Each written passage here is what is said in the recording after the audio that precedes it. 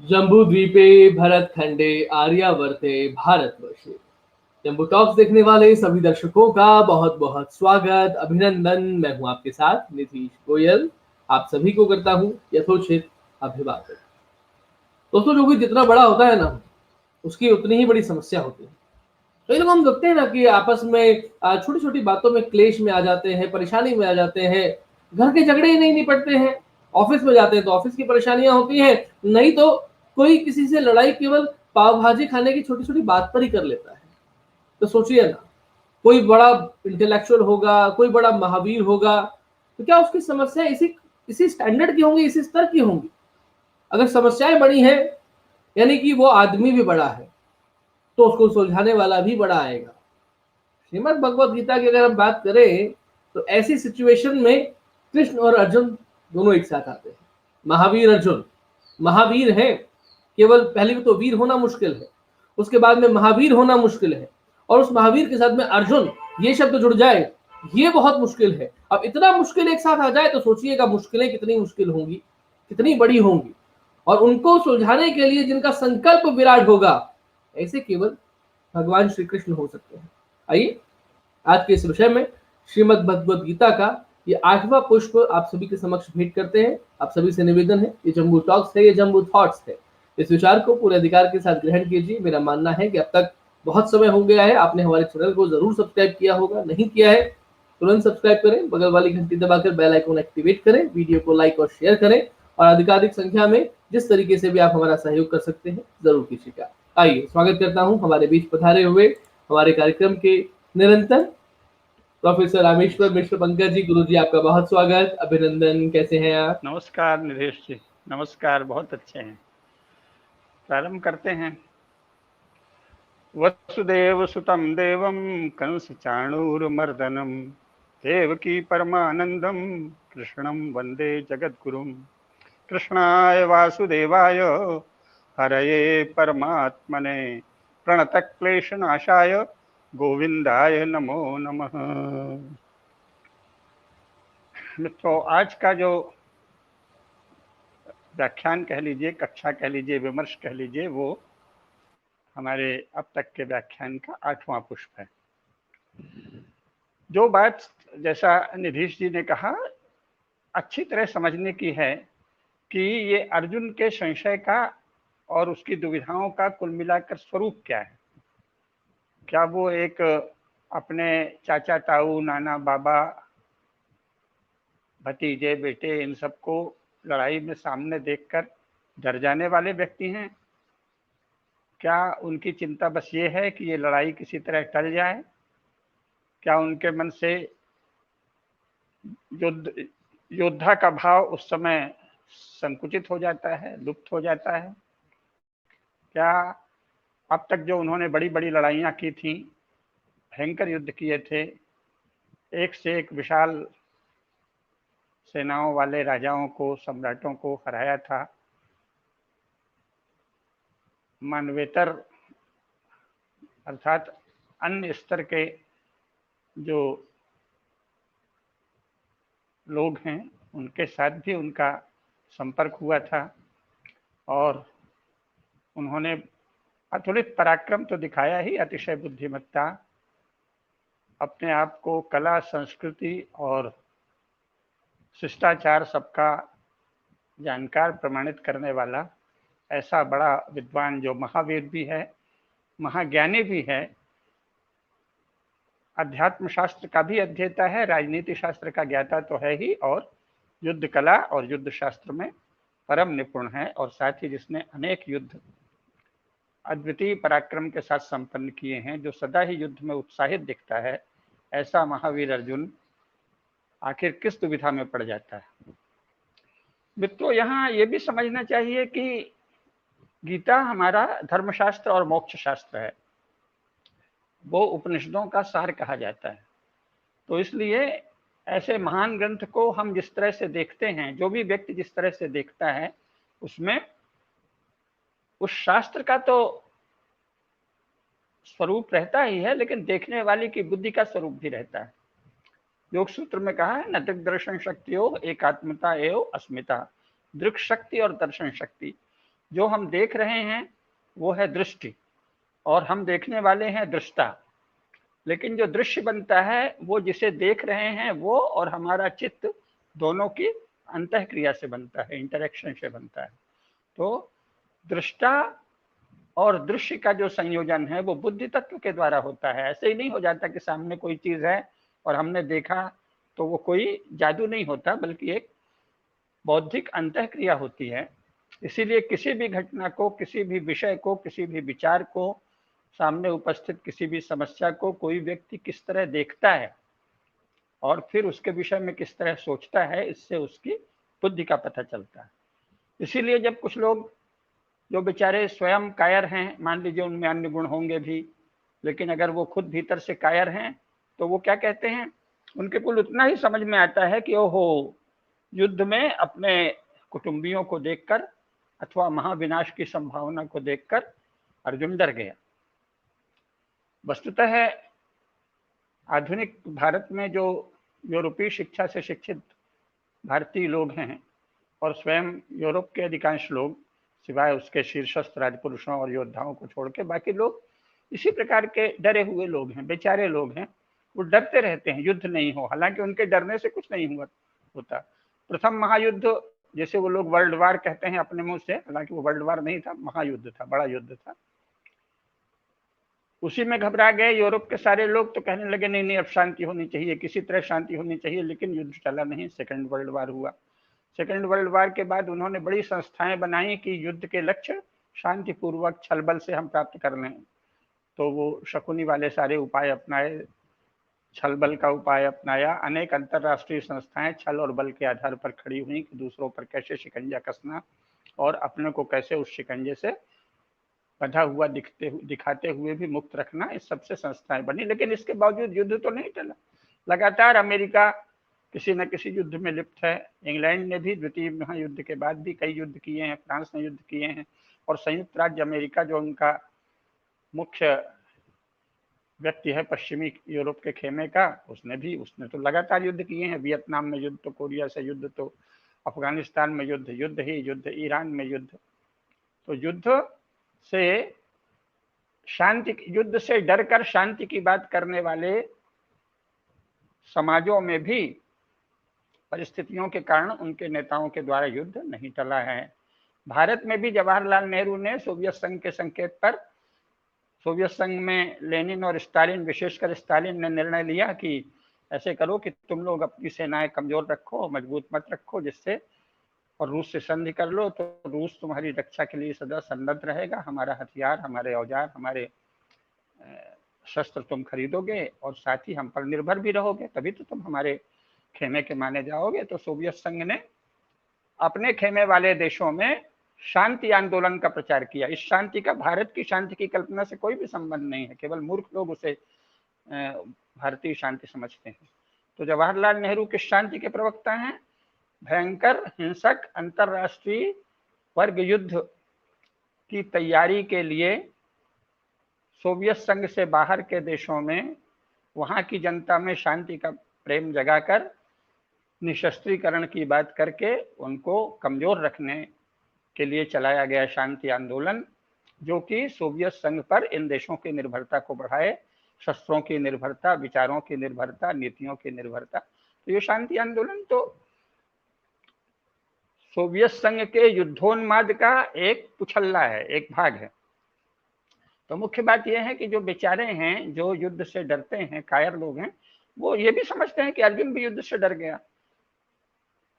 वस्तुतः तो युद्ध से जवाहरलाल नेहरू भी नहीं डरे। उन्होंने खुद लिखा था गांधी जी को अपने पत्र में कि शीघ्र ही अंतरराष्ट्रीय स्तर पर वर्ग युद्ध की हिंसक ज्वाला भड़केगी और उस समय में सोवियत संघ के साथ होऊंगा, जिसको उनकी भाषा में कहते हैं कि उस समय में दलित वर्ग के साथ होऊंगा, वंचित वर्ग के साथ होऊंगा। अधिकांश लोग ये कूट शब्द हैं, इनके अर्थ नहीं जानते। तो जब कोई अपने को दलित कहता है तो उनके जो दलाल हैं दूसरे समाज में वो कहने लगते हैं देखो बेचारा अपने को दलित मान रहा है, इसकी मदद करो।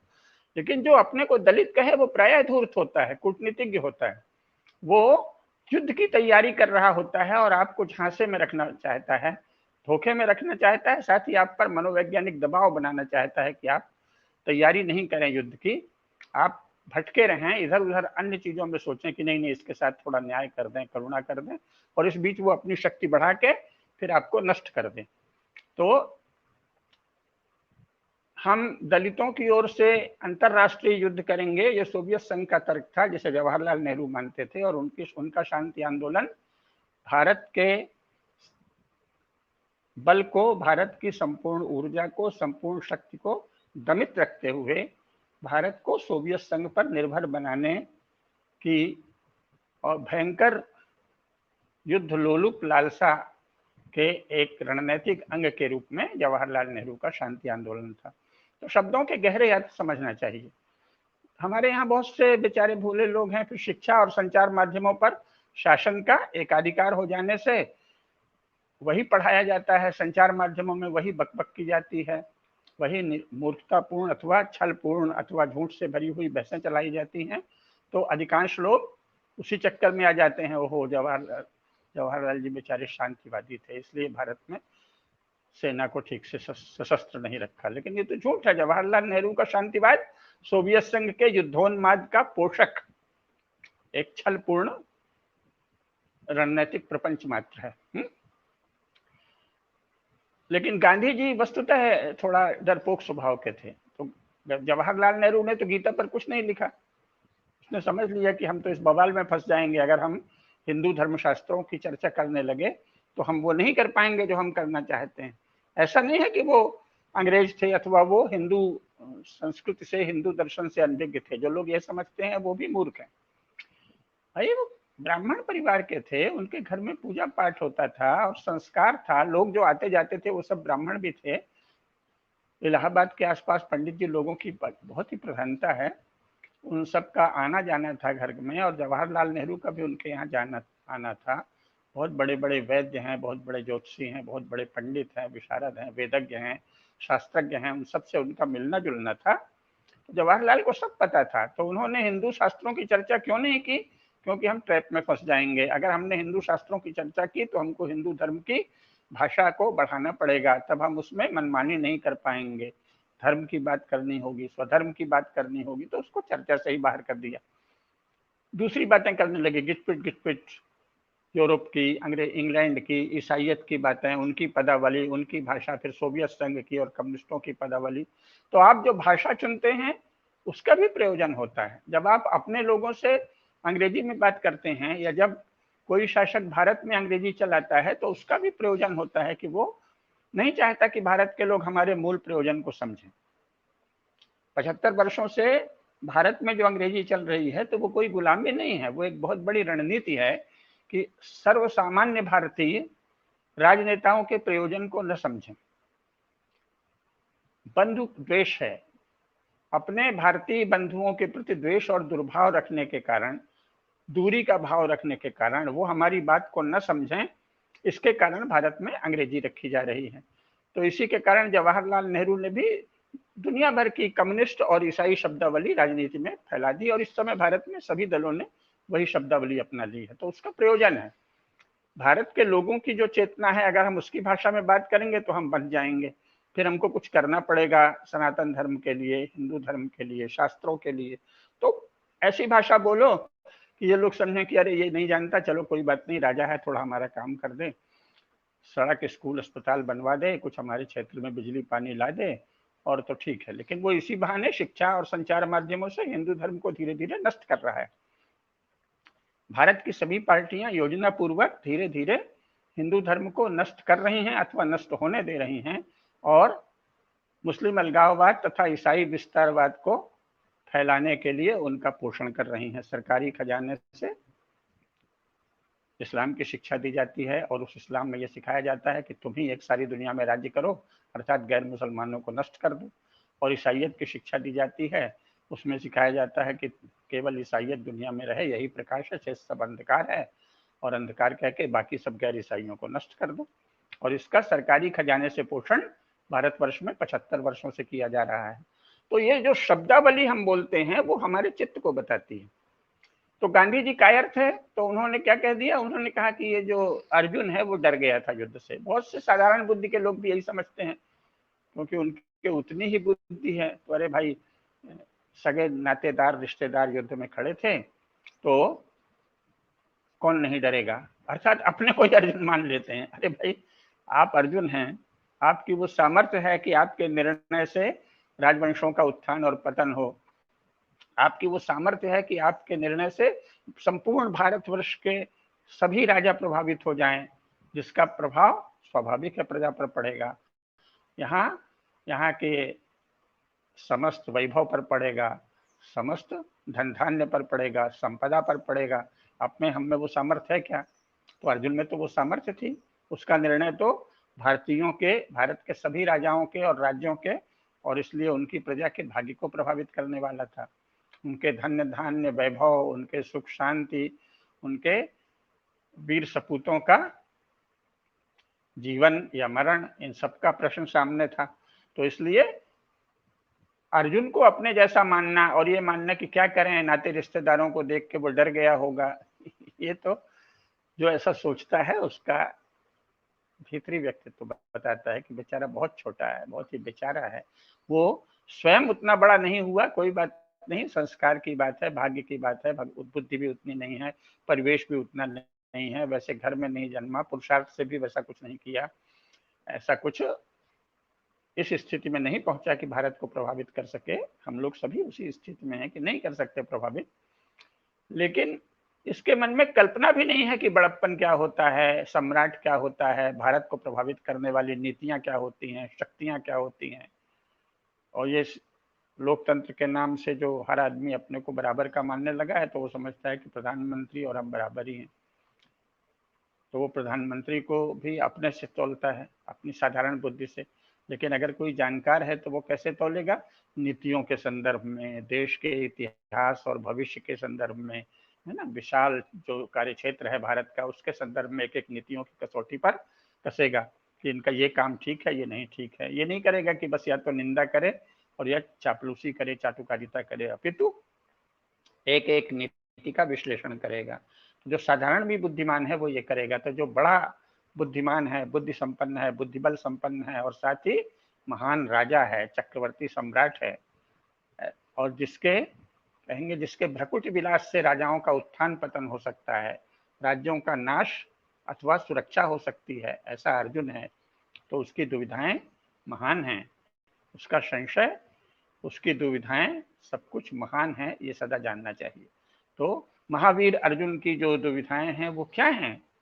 तो जैसा मैंने पिछले व्याख्यान में भी बताया है कि पहली दुविधा तो ये है कि कर्म फल और पुनर्जन्म के अचल सिद्धांत के अनुसार क्या मैं इस युद्ध के द्वारा अपनी भावी पीढ़ी को ऐसे तो नहीं बना रहा हूं कि वो कुल धर्म और स्वधर्म और सनातन धर्म की रक्षा नहीं करेगी, अपितु धर्म भ्रष्ट हो जाएगी।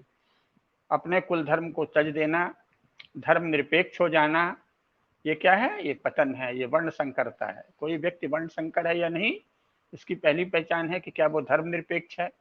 अगर कोई धर्म निरपेक्ष है तो निश्चित रूप से वो वर्ण संकर है। वो किस घर में पैदा हुआ, ब्राह्मण है कि क्षत्रिय है कि वैश्य है कि अनुसूचित जाति है कि जनजाति है कि ओबीसी है, इसका कोई अर्थ नहीं। अपनी कुल परंपरा का पालन जो नहीं कर रहा है वो वर्ण संकर है। भारत में इस समय वर्ण संकरों की विपुलता हो गई है। उसका दोष किस पर होता है? राजा पर। जैसे 75 वर्षों में जिन लोगों ने शासन किया, भारत में अधिकांश लोगों की वर्ण संकरता के लिए वही दोषी हैं, वही अपराधी हैं। उन्होंने शिक्षा ऐसी दी कि अच्छे अच्छे घरों के बच्चे, जो जगत गुरु जिन परिवारों से निकले हैं, जगत गुरु शंकराचार्य, जगत गुरु रामानुजाचार्य, जगत गुरु वल्लभाचार्य, जगत गुरु रामानंदाचार्य, जगत गुरु राम सनेही संप्रदाय के आचार्य आदि आदि, जगत गुरु कबीर पंथ के आचार्य, जगत गुरु रैदास पंथ के आचार्य, जगत गुरु दादू पंथ के आचार्य, एक से एक महामंडलेश्वर जिन परिवारों से निकले हैं, लिंगायत संप्रदाय के आचार्य, दक्षिण भारत के तमाम तरह के संप्रदाय हैं उनके आचार्य, उनके घरों के बच्चे भी अपने कुल धर्म का पालन नहीं करते। बस वो एक अकेला निकल गया, कोई शंकराचार्य बन गया, कोई महामंडलेश्वर बन गया, कोई जगत गुरु बन गया अपने अपने पंथ का, लेकिन उनके परिवार में भी कुल धर्म का और कुल परंपरा का पालन नहीं होता। तो इस प्रकार उनका स्वयं का तो जीवन सद गया, लेकिन उनका परिवार तो वर्ण संकर हो गया। वर्ण संकर से क्या होगा? दोषे रेतई कुलग्ना नाम वर्ण संकर कारकई पतंति पितरो ये शाम लुप्त पिंडोदक क्रिया।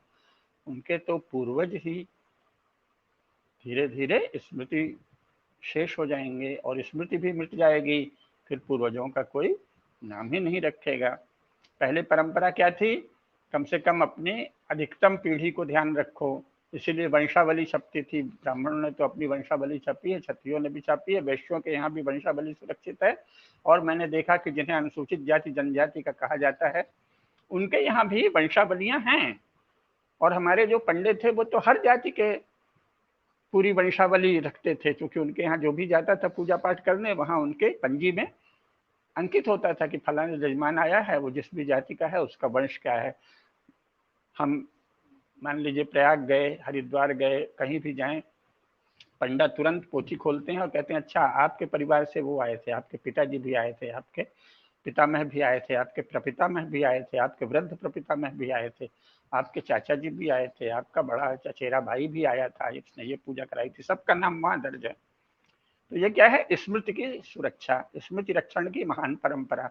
और अगर आपने ये सब बंद कर दिया, आप तीर्थ यात्रा नहीं करते, आप जाके वहां पिंडदान नहीं करते, आप पंडों का सम्मान नहीं करते, आप पंडों को यथोचित आदर नहीं देते, तो आपकी वंश परंपरा वहां भी सुरक्षित नहीं है और आप अपने घर में भी याद नहीं रखते। अधिकांश लोग अपने, आजकल तो अंग्रेजी चली है तो फादर और ग्रैंडफादर और ग्रैंड ग्रैंडफादर और इसके आगे का कोई बता ही नहीं पता। उनके पिताजी का नाम मैं कईयों से पूछता हूँ, आपके पिताजी, आपके पितामह, आपके प्रपितामह, आपके वृद्ध प्रपितामह का क्या नाम था, अधिकांश लोग नहीं बता पाते। आपका गोत्र क्या है ये भी बहुत लोग नहीं बता पाते, क्योंकि गोत्र का अर्थ है आपके मूल ऋषि पूर्वज कौन है। तो ये सब चिंता थी अर्जुन को। तो भारत के अधिकांश लोग वर्ण संकर हो गए हैं, क्यों? क्योंकि राजा धर्मनिरपेक्ष है, धर्म शून्य है, धर्म से उदासीन है, पापिष्ट है, अधर्मी है। तो अर्जुन की चिंता कितनी बड़ी है कि जो संतानें होंगी वो कहीं वर्ण संकर तो नहीं हो जाएंगी, कहीं वो अपने पूर्वजों की स्मृति बंद तो नहीं कर देंगी, कहीं वो अपने कुल धर्म का त्याग तो नहीं कर देंगी, कहीं कुल परंपरा का उच्छेद तो नहीं हो जाएगा। ये विशाल चिंता है। तो आप कहेंगे अन्य युद्धों में क्यों नहीं किया? अन्य युद्धों में इसलिए नहीं किया कि वहां की चिंता करना वहां के राजा का काम था, वो कोई भारत युद्ध तो नहीं था, एक एक राजा से युद्ध था। लेकिन ये जो भारत युद्ध है इसमें तो सारे देश की, आप जो महाभारत में आजकल प्रोफेसर कुसुमलता केडिया जी बोल रही हैं तो यथा प्रसंग बताएं, नहीं तो मैं ही कभी बताऊंगा। महाभारत में उद्योग पर्व में भारतवर्ष के सभी जनपदों का वर्णन है, जो लगभग 250 जनपद हैं, जिसमें यवन प्रांत से लेकर चीन तक और इधर त्रिविष्टप से आगे साइबेरिया से लेकर हिंद महासागर तक विशाल क्षेत्र उस समय भारत था। वो सब क्षेत्र युद्ध में शामिल है। युधिष्ठिर के राजसूय यज्ञ में उन सब क्षेत्रों के राजा अपना अपना उपहार लेकर आए थे। उपहार प्रेम से दिया जाता है, कोई दबाव से नहीं। दबाव से तो कभी कोई बड़ा विरोधी हो गया तो उसे दबाव देते हैं, नहीं तो सब प्रेम पूर्ण संबंध थे राजाओं के। चक्रवर्ती सम्राट का अपने को मान्यता देने वाले अन्य राजाओं से प्रेम पूर्ण संबंध थे। उसी की नकल में अंग्रेजों ने जब यहाँ किया तो भारत के राजाओं से प्रेम पूर्ण संबंध रखे। आप देख लीजिए, जयपुर नरेश हैं, जोधपुर नरेश हैं, बीकानेर नरेश हैं, वो उनके महलों में जाकर देखिए जो चित्र रखे हैं, विक्टोरिया से हाथ मिला रहे हैं या देख रहे हैं, तो उसमें कहीं कोई दबापन नहीं है।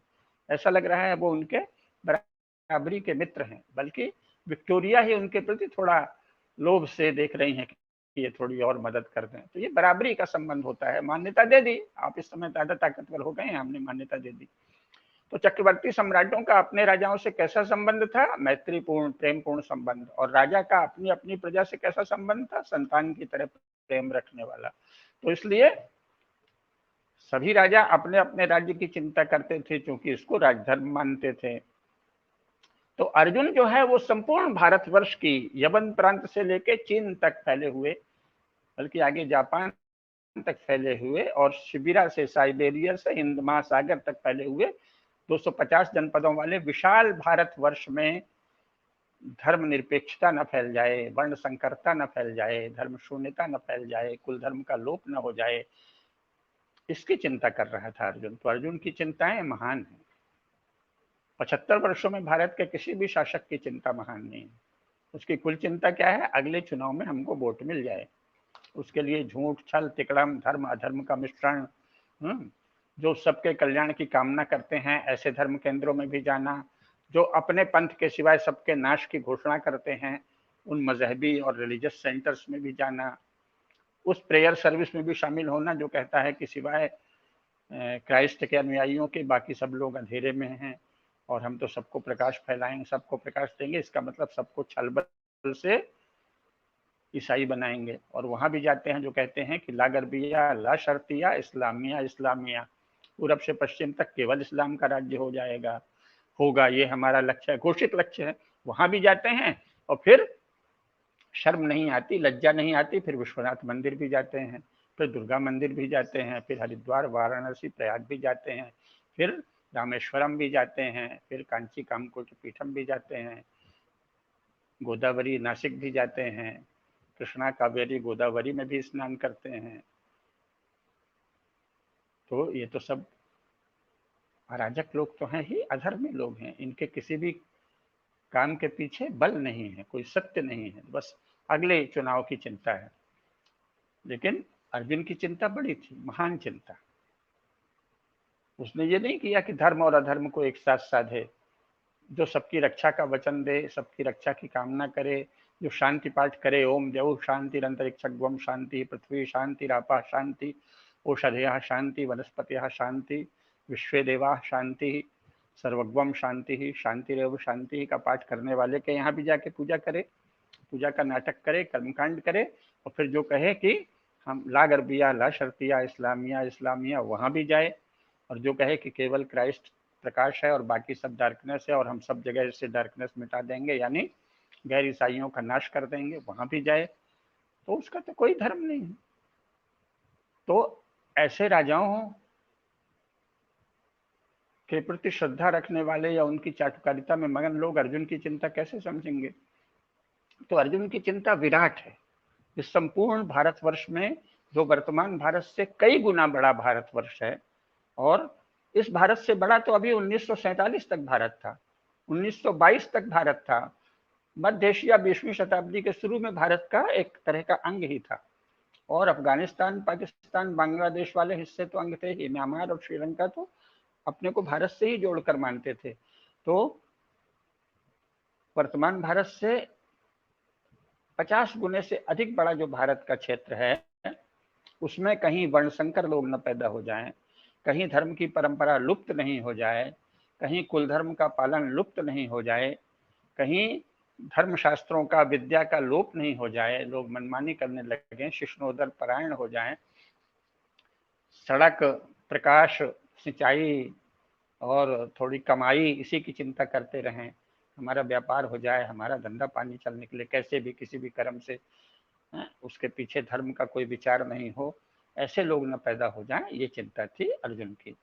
तो ये समझना चाहिए कि जो अर्जुन की चिंता है वो महान चिंता है, वो विराट चिंता है। तो अर्जुन की चिंता को आप कैसे देखते हैं, इससे पता चलता है कि आप क्या हैं। गांधी जी ने अर्जुन को समझा, लिख दिया कि वो युद्ध से डर गया था और उसको मोह हो गया था। क्यों? क्योंकि उन्हें स्वयं मोह था और वो स्वयं काफी डरपोक आदमी थे। अन्य क्षेत्रों में उन्होंने बड़ा पुरुषार्थ किया अंग्रेजों को समझने में, ईसाइयत को समझने। ईसाइयत के संदर्भ में गांधी जी परम तेजस्वी हैं, बहुत खुलकर बोलते हैं कि धर्मांतरण तो देशद्रोह है और सत्यद्रोह है और हलाहल विष है मानवता के लिए। ईसाइयों की सभा में जाके बोलते हैं, क्योंकि वहां उन्होंने बौद्धिक पुरुषार्थ किया था। लेकिन इस विषय में अपनी आत्म साधना की कमी के कारण वो अर्जुन को क्या कहते हैं, मोह से और डर से वो युद्ध नहीं करना चाहता था। तो आप अर्जुन के संशय को और अर्जुन की दुविधाओं को कैसे देखते हैं, इससे आपके व्यक्तित्व पर भी प्रकाश पड़ता है। कोई भी दृष्टा दृश्य को कितने सूक्ष्म स्तर पर देख रहा है, कितनी गहराई से जाकर देख रहा है, अथवा कितने उथलेपन से देख रहा है, इससे स्वयं दृष्टा के चित्त और बुद्धि के स्तर का पता चलता है। तो अर्जुन का जो संशय है और अर्जुन की जो दुविधा है वो महान है। वो विराट भारत क्षेत्र में, केवल अपने कुल में नहीं, क्योंकि वहां संपूर्ण भारतवर्ष से राजा लोग आए हुए थे। तो उस भारत क्षेत्र में राज्य की ही नहीं, संपूर्ण प्रजा की, संपूर्ण आश्रमों की, संपूर्ण वर्णों की, सब जगह धर्म की परंपरा अबाधित रहेगी या नहीं। कुल धर्म का लोप तो नहीं हो जाएगा, धर्मशास्त्रों की उपेक्षा तो नहीं हो जाएगी, धर्मशास्त्र किताब के रूप में नहीं, उनको अध्ययन करके जीवन में उतारने की परंपरा तो नहीं लुप्त हो जाएगी। ये अर्जुन की चिंता है। तो अर्जुन का संशय क्या है? अर्जुन का संशय महान है, अर्जुन का संशय महत्तर है, भव्य है। उसके पीछे व्यापक लोक कल्याण, धर्म रक्षण की चिंता है, क्योंकि धर्म रक्षा राजा का कर्तव्य है। और ये तो चक्रवर्ती सम्राट है ना, इनके बड़े भाई, और ये इन्हीं के बल पर बड़े भाई हैं, इसलिए युधिष्ठिर, अर्जुन, भीम, नकुल, सहदेव, ये सब क्या हुए? चक्रवर्ती सम्राट के भोक्ता हुए, सहभोक्ता हुए। तो चक्रवर्ती सम्राट को अपने संपूर्ण क्षेत्र की चिंता है, संपूर्ण विराट भारतवर्ष की चिंता है कि यहाँ धर्म परंपरा अबाधित रहे, कुल धर्म का लोप न हो जाए। क्योंकि उत्सन्न कुल धर्माणाम, कुल धर्मों का उच्छेदन हो जाने से वही होगा, नरके अनियतम वासो भवतीत्यनुशुश्रम। हमने सुना है कि उससे नरक में अनियत काल का वास होता है। हे भगवान कृष्ण, इसलिए मेरी ये दुविधा है। तो अर्जुन का संशय कितना विराट है, ये हम लोगों ने देख लिया कि संपूर्ण विराट भारत क्षेत्र में कल को ऐसा न हो कि कुल धर्मों का लोप हो जाए, है ना। कुलक्षय कृतम दोषम मित्रद्रोहे च पातकम यद्यप्येतेन पश्यन्ति लोभोपहच्छेत्सः। कुलक्षय कृतम दोषम मित्रद्रोहे च पातकम। क्यों? कुलक्षय प्रणश्यन्ति कुल धर्मा सनातनाः, सनातन कुल धर्म नष्ट हो जाएंगे। धर्मे नष्टे कुलम कृष्णम अधर्मो भी भवत्युत। कुल का धर्म नष्ट हो जाएगा तो अधर्म फैल जाएगा। जैसे वर्तमान भारत में राज्य के द्वारा हिंदू समाज में अधर्म फैलाया जा रहा है, उसको धार्मिक शिक्षा से वंचित किया जा रहा है। धर्मशास्त्रों की शिक्षा आप नहीं कर सकते सरकारी खजाने से चल रहे स्कूलों में। तो ये क्या है? राज्य स्वयं अधर्म के विस्तार को संकल्पित है। ऐसे राज्य को भारतीय शास्त्रों में पापिष्ट कहा जाता है। राज्य ही अधर्म के विस्तार को, राज्य ही धर्म के लोप को, धर्म लोपतारम शासक हैं। शासक धर्म लोपता हो गए हैं, शासक धर्म का विलोप करने के लिए संकल्पित हो गए हैं। तो वैसे तो उस समय महाभारत में और अब में यही फर्क है ना। ऊपर से घटनाएं देखने पे तो कोई खास फर्क नहीं दिखेगा, लेकिन उसकी चिंताएं क्या हैं? अर्जुन की चिंताएं बताती हैं कि भारत के शासक उस समय कितने ज्ञान से आलोकित थे, धर्म के चेतना से, धर्म के प्रति संवेदना से निरंतर सजग रहते थे, निरंतर संकल्पित रहते थे कि धर्म की रक्षा होनी चाहिए। क्योंकि अगर धर्म की रक्षा नहीं होगी तो संपूर्ण प्रजा में अधर्म फैल जाएगा, और उसका दोषी कौन होगा? तो उसका दोषी शासक होगा, उसका दोषी राजा होगा। तो धर्मे नष्टे कुलम कृष्णम अधर्मो भी भवत्युत। अधर्मा भी भवात कृष्ण, फिर क्या होता है? जायते वर्ण संकरः, संकरो नरकायैव कुलघ्नानां कुलस्य च पतन्ति पितरो येषां लुप्त पिंडोदक क्रियाः। दोषैरेतैः कुलघ्नानां वर्ण संकर कारकैः उत्साद्यन्ते जाति धर्माः कुल धर्माश्च शाश्वताः। यहाँ जाति से अर्थ है मानव जाति। तो मानव जाति का जो धर्म है, जो मानव धर्म है, वो क्या होगा? उत्साद्यन्ते, नष्ट हो जाएगा, उच्छेदित हो जाएगा, उत्साद हो जाएगा, समाप्त हो जाएगा। उत्साद्यन्ते जाति धर्माः, जाति धर्माः से यहाँ अर्थ है मानव धर्म। मानव धर्म का विलोप हो जाएगा, और जब मानव धर्म का विलोप हो जाएगा तो कुल धर्मों का भी विलोप हो जाएगा, है ना। तो अर्जुन की चिंता क्या है? जाति धर्म। यहाँ जाति से क्या है? समान प्रसवः जाति ही। जो जाति का हमारे यहाँ शास्त्रीय अर्थ है, उसमें मनुष्य एक जाति है, दूसरी जाति गो जाति है, अश्व जाति है, हस्त जाति है, सिंह जाति है।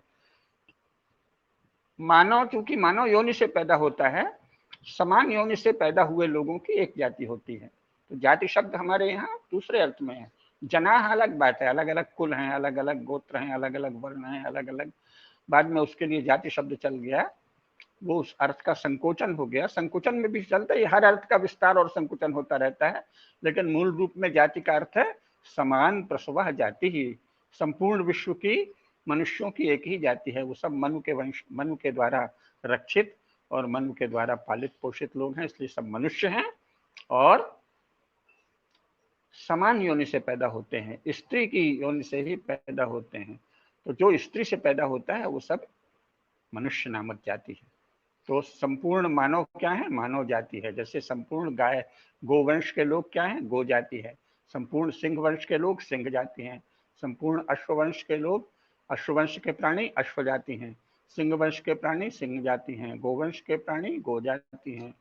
तो क्योंकि वो गाय से पैदा होते हैं, सभी गाय से पैदा होते हैं तो गोवंश की एक जाति है। सभी सिंघनी से पैदा होते हैं तो सिंह वंश की एक जाति है। सभी अश्विनी अश्वा से, घोड़ी से पैदा होते हैं तो घोड़ों की एक जाति है। तो सभी स्त्रियों से उत्पन्न होने वाले मनुष्यों की एक जाति है, समान प्रसवा जाति ही। तो यहाँ वो क्या कहता है? उत्सद्यन्ते जाति धर्मा, जाति धर्मों का उत्सादन हो जाएगा, लोप हो जाएगा, समाप्त हो जाएंगे जाति धर्म। उत्साद्यन्ते, जाति धर्म नष्ट हो जाएंगे कुल, और जब जाति धर्म नष्ट हो जाएगा, मानव धर्म नष्ट हो जाएगा तो कुल धर्म भी नष्ट हो जाएगा। वर्तमान में तो मानव धर्म सब जगह से विलुप्त है। भारतवर्ष में भारत के शासन को मानव धर्म की घोषणा करनी चाहिए, अर्थात ये जो मानव धर्म है, सत्य, अहिंसा, अचौर्य आदि, ये सबको पालन करने होंगे। कोई ये नहीं कह सकता कि हमारे पंथ में हमारा कोई आया था मसीहा पैगंबर कोई भी, तो उसने कह दिया है कि दूसरों को मारो। नहीं, तो वो हिंसक है, उसको नष्ट करेंगे, क्योंकि वो मानव धर्म के विपरीत है। तो कोई भी पंथ मानव धर्म के विपरीत नहीं हो सकता, और मानव धर्म सभी मनुष्यों के लिए है। हमारे यहाँ जो कहा, धृति क्षमा दमोस्तयम शौचम इंद्रिय निग्रह धीर विद्या सत्यम अक्रोधा, ये सब दशकम धर्म लक्षणम। तो इनको क्या कहा है? मानव धर्म, साधारण धर्म, सामान्य धर्म, सामाजिक धर्म, ये सबके द्वारा पालनीय धर्म है, मनुष्य मात्र के द्वारा। हर मनुष्य को इनका पालन करना ही होगा। कोई भी पंथ की आड़ लेकर, किसी मसीहा पैगंबर, पंथ प्रवर्तक, आचार्य, गुरु जी, किसी की आड़ लेकर वो ये नहीं कह सकता कि हम, राष्ट्र की आड़ लेकर भी ये नहीं कह सकता कि हम दूसरों का नाश करेंगे। वो तो आतताई का नाश करना तो ठीक ही है, वो तो अहिंसा है, आतताइयों का नाश करेंगे। लेकिन आतताई की भी ये परिभाषा नहीं कर सकता कि वैचारिक संघर्ष की बात करने वाले सब स्वयं आतताई होते हैं। विचारों के आधार पर युद्ध नहीं होते, विचारों के आधार पर बातचीत होती है, संवाद होता है, विमर्श होता है। युद्ध तो सत्ता और संपत्ति को लेकर होते हैं। तो वैचारिक युद्ध की जो बात करता है वो कौन है? वो सत्ता और दूसरे की सत्ता और संपत्ति छीनने का अभिलाषी और रणनीतिकार। भारत की सभी पार्टियां वैचारिक युद्ध की बात करें, क्यों? दूसरे की सत्ता और संपत्ति छीनना चाहते हैं, चाहते हैं कि केवल हमारे लोग सत्ता में रहें। ये तो लोकतंत्र के मूल स्वभाव के भी विपरीत है। पश्चिमी यूरोप में कोई भी पार्टी आइडियोलॉजी की बात नहीं करती, वो अपना कुछ एजेंडा देती है कि हम ये हमारे कार्यक्रम है, ये हमारी नीतियां हैं, हम इनका, इसके द्वारा समाज का ये भला करेंगे। भले के लिए प्रतिस्पर्धा चलती है। यहाँ तो विचार के लिए प्रतिस्पर्धा, वैचारिक युद्ध की बात करना ही अधर्म है, पाप है। दूसरे की सत्ता और संपत्ति पर डाके जनी उसको छीनने की योजना का नाम वैचारिक युद्ध है। तो विचार तो केवल बातचीत से होता है, विचार तो केवल संवाद से होता है, विचार तो किसी व्यापक आधार पर, सार्वभौम आधार पर, धर्म के आधार पर ही विचार हो सकता है। सत्य, अहिंसा, अस्तेय, संयम, है ना, और अधिक संग्रह न करना, इन सब सार्वभौम आधारों पर ही संवाद हो सकता है। और क्या विचार होता है? और तो सब दूसरे की सत्ता संपत्ति छीनने के लिए गढ़े गए शब्दजाल मात्र है। मैं अमुकवादी हूँ, मैं तमुकवादी हूँ, वो पूंजीवादी है, मैं साम्यवादी हूँ, वो समाजवादी है, वो राष्ट्रवादी है। ये सब क्या है? दूसरों का धन संपत्ति छीनने के लिए गढ़े गए शब्दजाल। तो वैचारिक युद्ध नहीं है वहां। वो कह रहा है, उसकी चिंता ये नहीं है कि मैं तो, मेरा विचार नष्ट हो जाएगा और उसका विचार जीत जाएगा। नहीं, वो कहता है उत्सादयन्ते जाति धर्मा, मानव जाति का धर्म उत्सादित हो जाएगा, उच्छेदित हो जाएगा, विलुप्त हो जाएगा। और जब मानव जाति का धर्म विलुप्त हो जाएगा तो कुल धर्म भी नष्ट हो जाएंगे, है ना। उत्सन्न कुल धर्माणाम मनुष्याणाम जनार्दन नरके अनीतम वासो भवतीत्यनुशुश्रम अहोवत महत् पापम कर्तुम व्यवसिता वयम। अर्जुन की चिंता क्या है? अहो, ये तो महापाप यहाँ हो रहा है। तो क्या हम ये सारा व्यवसाय, सारा ही उद्योग, सारा ही पराक्रम, सारा ही पुरुषार्थ महापाप के लिए कर रहे हैं? ये अर्जुन की चिंता है। इसलिए अर्जुन की चिंता महान है। तो सामने जो अर्जुन की चिंता है, जो संशय है, जो दुविधा है, वो महान है, बहुत ही व्यापक है। उसके पीछे का जो फलक है वो अध्यात्म विद्या से पोषित फलक है, वो ज्ञान से पोषित फलक है, वो धर्म के प्रति विवेक से, संवेदना से पोषित फलक है। इसीलिए भगवान कृष्ण उसका उत्तर जो देते हैं उस पर हम अगले व्याख्यान में चर्चा करेंगे। लेकिन प्रश्न अभी आज का जो विषय है कि अर्जुन का संशय, अर्जुन की दुविधाएं महत हैं, विराट हैं, और इधर भगवान का संकल्प विराट है। भगवान का संकल्प क्या है? भगवान का जो संकल्प है उसे जानने के लिए हमको चलना पड़ेगा ना। उसे जानने के लिए भी हमको महाभारत में जाना होगा। महाभारत में क्या होता है, महाभारत में द्रौपदी के साथ क्या होता है, उसको स्मरण करना होगा कि उस समय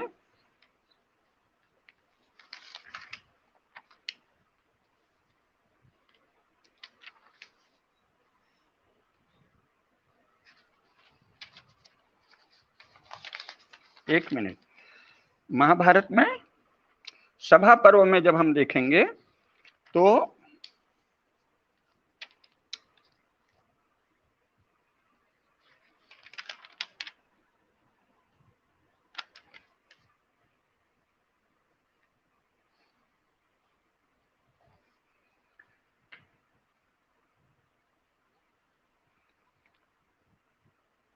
सभा पर्व में जब द्रौपदी का चीरहरण होता है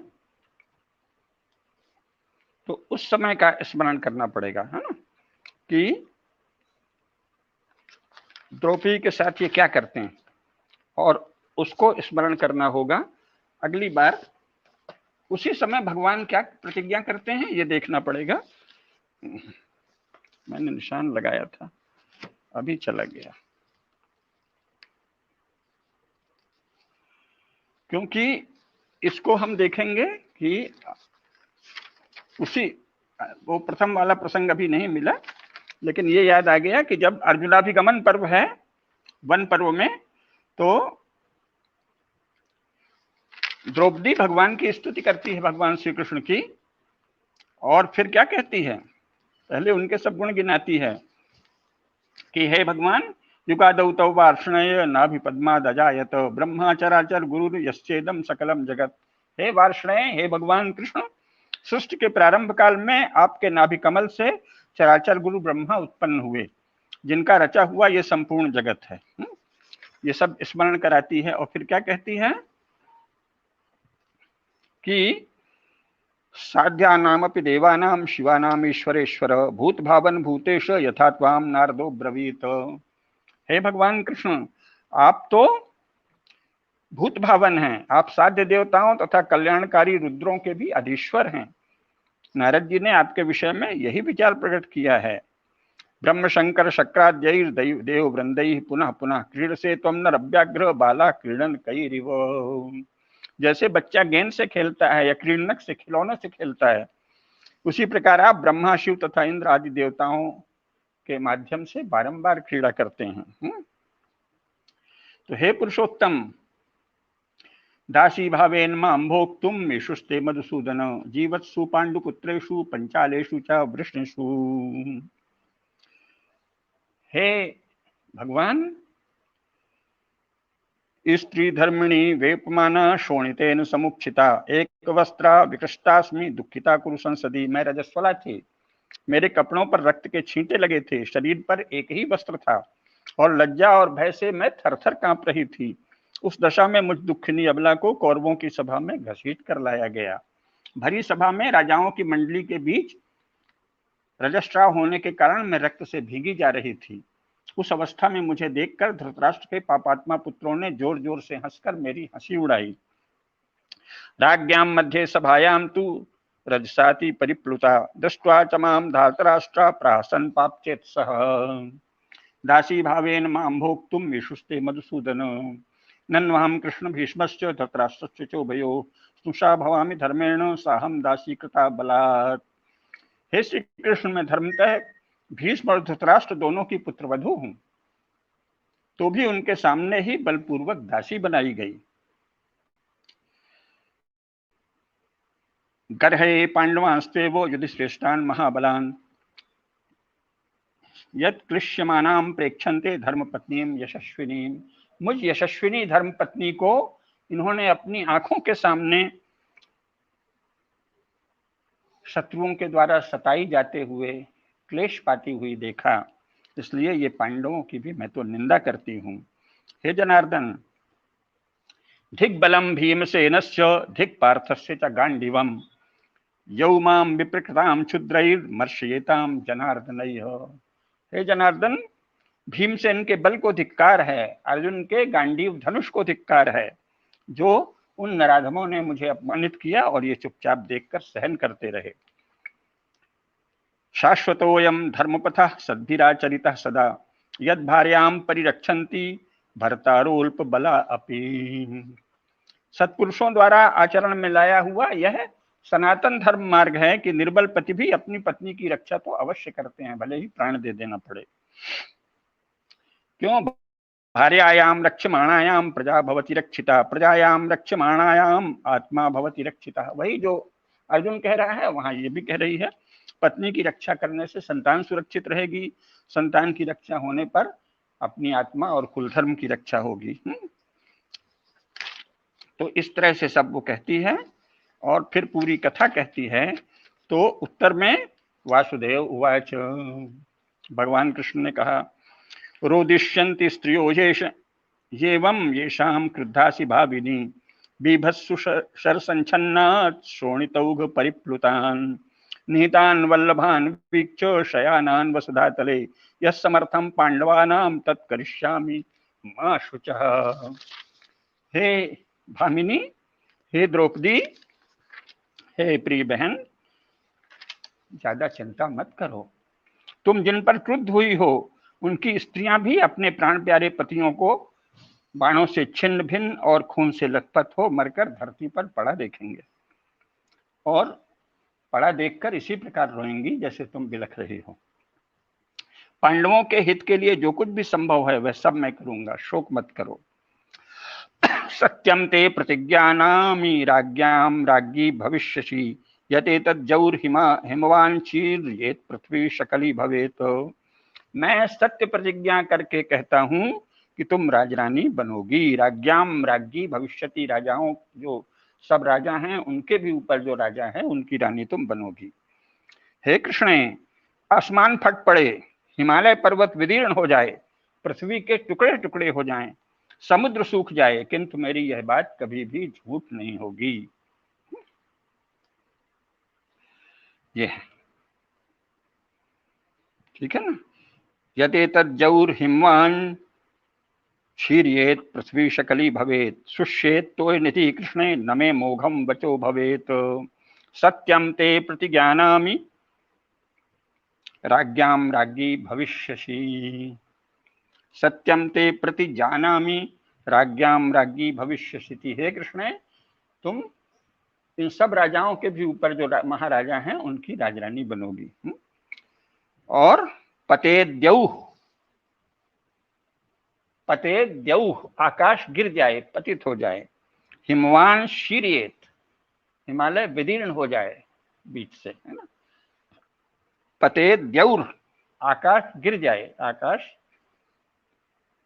फट पड़े जिसे कहेंगे उसको पतेद है ना। आकाश फट पड़े, आसमान फट पड़े हिंदी में बोलते हैं, वहां वो कह रहे हैं पतेद द्यौर, आकाश ही मानो नीचे गिर जाए। आकाश तो छत फैला हुआ है, ये गिर जाए।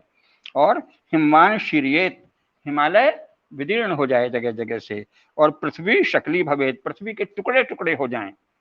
और साचीकृतम अवेक्षत सा, समुद्र सूख जाए, किंतु मेरी यह बात सत्यम ते प्रतिजानामि, मेरी यह बात सत्य होगी, कभी भी टलेगी नहीं। मेरी यह बात झूठी नहीं हो सकती। न मे मोघम वचो भवेत। शुष्येत तोय निधि, समुद्र सूख जाए हे कृष्णा, न मे मोघम वचो भवेत, लेकिन मेरी वाणी व्यर्थ नहीं होगी। तो भगवान कृष्ण का यह विराट संकल्प कि अधर्म का समूल नाश करेंगे, अधर्म के समूल नाश का जो भगवान कृष्ण का संकल्प है उसे भी जानना चाहिए, है ना। अर्जुन के महान संशय को जानना चाहिए, अर्जुन के विराट संशय को जानना चाहिए, और भगवान कृष्ण के महान संकल्प को कि अधर्म का समूल नाश करेंगे। तब लोग कहेंगे कि अधर्म का समूल नाश, तो बेचारे पांडव भी तो गए, तो भाई कीमत तो देनी पड़ती है। और जब हम पुनर्जन्म मानते हैं तो कर्मफल मानते हैं, पुनर्जन्म मानते हैं, तो युद्ध जब होगा अधर्म का नाश यूं ही नहीं हो जाएगा। यदि अधर्म बहुत बढ़ा हुआ है, यदि अधर्म की विशाल मात्रा है, तो अपने पक्ष का भी नाश होगा। राम और रावण के युद्ध में रामदल की भी बहुत हानि हुई थी, रामदल के लोग भी मारे गए थे, उनका भी विलोप हुआ था, है ना। ये अलग बात है कि क्योंकि भगवान ने स्वयं वो किया, तो सुधा वृष्टि भई दुह दल ऊपर, जिए भालू कपि नहीं रजनी चर, है ना। अमृत की वर्षा हुई, उसमें भालू कपि जी गए और राक्षस नहीं जिए, वो अलग बात है, लेकिन नाश तो सभी का होता है। यहाँ भी जो पांडव पक्ष है उसकी सदगति हुई, श्रेष्ठतर जन्म मिला, स्वर्ग मिला, ये मानकर चलिए। इसमें तो श्रद्धा रखनी होगी, पुनर्जन्म और कर्मफल अटल है।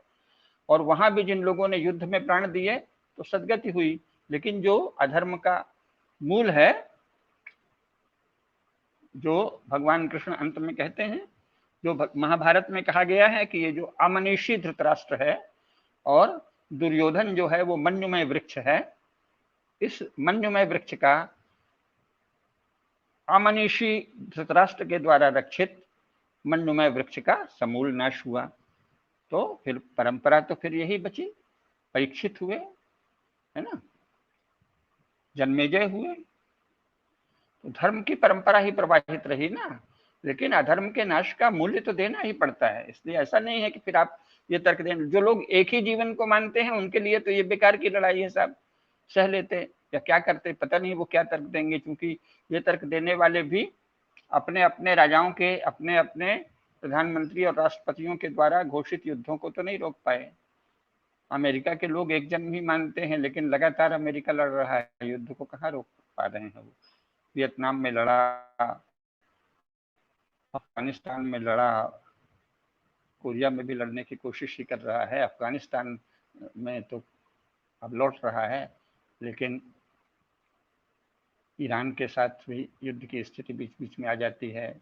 सारी दुनिया में जगह जगह मोर्चे खोल रखे हैं, युद्ध से बच थोड़ी रहे हैं। भले एक ही जीवन होता है, वन लाइफ, एक ही बस पैदा हुए, इसके बाद सदा के लिए कब्रिस्तान में चले जाएंगे, ग्रेवयार्ड में पड़े रहेंगे, फिर अंतिम दिन तो रही बजेगी, तब सारे ताबूत उठ खड़े होंगे और वहां अल्लाह ताला के अथवा जीसस के पिता के सामने हाजिर होंगे। वो सब मानते हैं एक ही जीवन है, तब भी युद्ध तो होता ही है, तो युद्ध में कीमत तो सभी को देनी पड़ती है। इसलिए ये कहना कि नहीं नहीं इतने विशाल युद्ध की क्या आवश्यकता थी, और फिर ऐसा क्या है, पांडव भी तो मारे गए, नहीं, लेकिन उसमें अधर्म के मूल का नाश हुआ, अधर्म के मूल के नाश की प्रतिज्ञा थी भगवान कृष्ण की। और जो वो कहते हैं कि चाहे आकाश पतित हो जाए, चाहे हिमालय विदीर्ण हो जाए, चाहे पृथ्वी टुकड़े टुकड़े हो जाए, पर मेरा वचन सत्य होगा, अधर्म का संपूर्ण नाश होगा और तुम राज्ञाम राज्ञी भविष्यति। इसलिए तुम्हारे सभी शत्रुओं की पत्नियां भी ऐसे ही रोएंगी, ऐसे ही बिलखेंगी जैसे तुम बिलख रही हो, और अधर्म का संपूर्ण नाश होगा। ये भगवान कृष्ण का महान संकल्प है, और उस संकल्प से ये युद्ध होता है। तो अर्जुन का संशय भी महान है,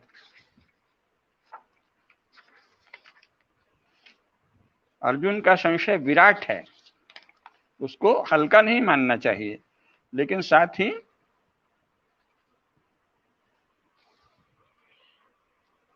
अर्जुन के संशय के लिए जो भगवान कृष्ण ज्ञान देते हैं वो उनके उस संकल्प से प्रेरित है कि अधर्म का संपूर्ण नाश करना है। तो हमको अर्जुन के संशय की विराटता को भी जानना चाहिए और भगवान के महान संकल्प को भी जानना चाहिए। अगर हम अर्जुन को साधारण मोहग्रस्त और कायर समझ लेते हैं तो वो जो ऐसा समझता है उसकी कायरता है। उसका छोटापन है। और अगर हम इसमें भगवान को केवल बड़ा कूटनीतिज्ञ मान लेते हैं, बड़े चतुर हैं, बड़ी होशियारी से काम करते हैं, शांति वार्ता करते हैं, ऐसी छोटी छोटी बातें जो करते हैं वो स्वयं छोटे लोग हैं, है ना। भगवान कृष्ण का जो संकल्प है वो विराट है, और उसके पीछे जैसा आदि पर्व में ही भगवान वेदव्यास ने क्या कहा है, दुर्योधनो मन्युमयो महाद्रुमः स्कंदः कर्णः शकुनिस्तस्य शाखा दुःशासनः पुष्पफले समृद्धे मूलम राजा धृतराष्ट्रो अमनीषी। ये जो दुर्योधन है ये मन्युमय वृक्ष है, मन्युमय विशाल महाद्रुम है, मन्युमय महाद्रुम महान बहुत बड़ा वृक्ष है दुर्योधन। उसका तना है कर्ण और शकुनी उसकी मुख्य शाखा है, और दुशासन आदि मानो उसके पुष्प और फल हैं।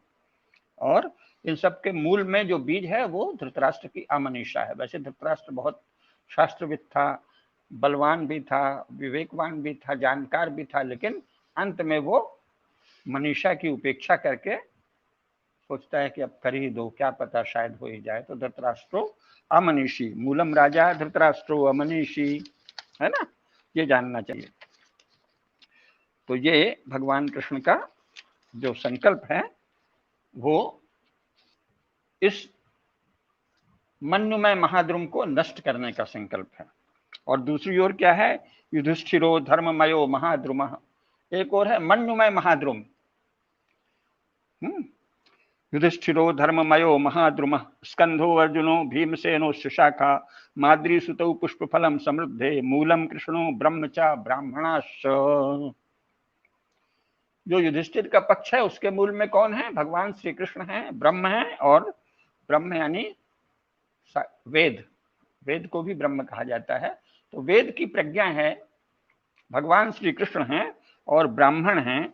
वो इस ये जो युधिष्ठिर का धर्म में महाद्रुम है, धर्म में महाद्रुम के मूल में है वेद, धर्म में महाद्रुम के मूल में है ब्राह्मण, और धर्म में महाद्रुम के मूल में है, इसीलिए वेद और ब्राह्मण सबके प्रवर्तक भगवान श्री कृष्ण।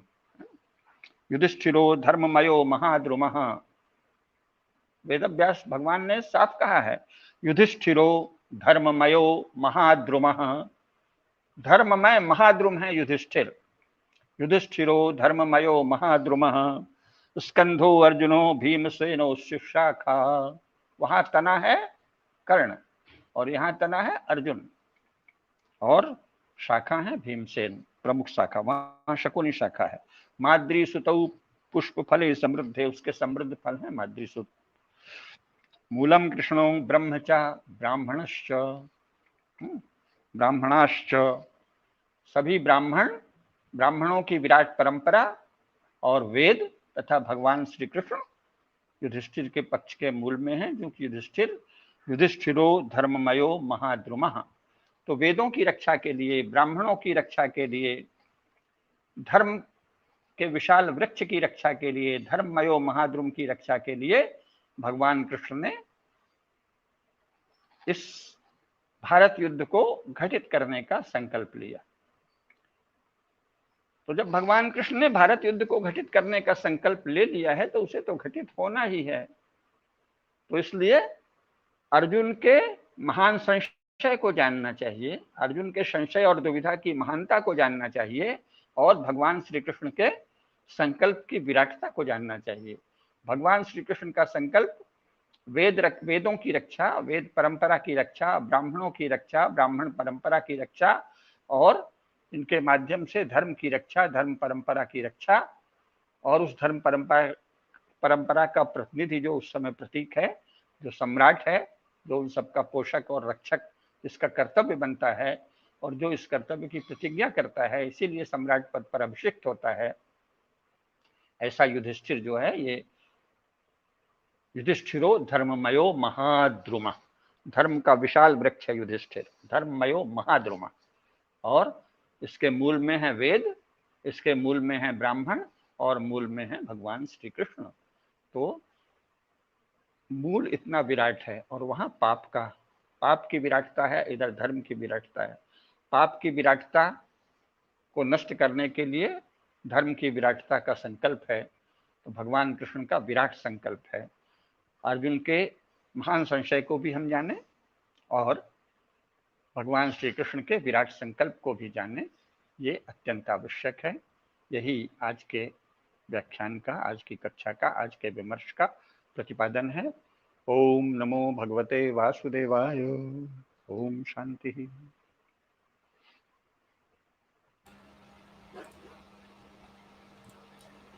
जी धन्यवाद गुरु जी, आज के कार्यक्रम में आप पधारने के लिए। और जो चर्चा आज के कार्यक्रम में हुई है तो बहुत सारे लोगों को बहुत चीजें इसलिए भी स्पष्ट हुई होंगी क्योंकि जब परेशानी की बात आती है तो केवल वो एक मनुष्य की नहीं होती है, वो सभी की होती है। तो कहीं ना कहीं अगर अपने अंदर भी उस अर्जुन को पाएंगे तो आप देखेंगे कि वो समस्याएं छोटे में ही सही लेकिन हमारे और आपके साथ में भी है।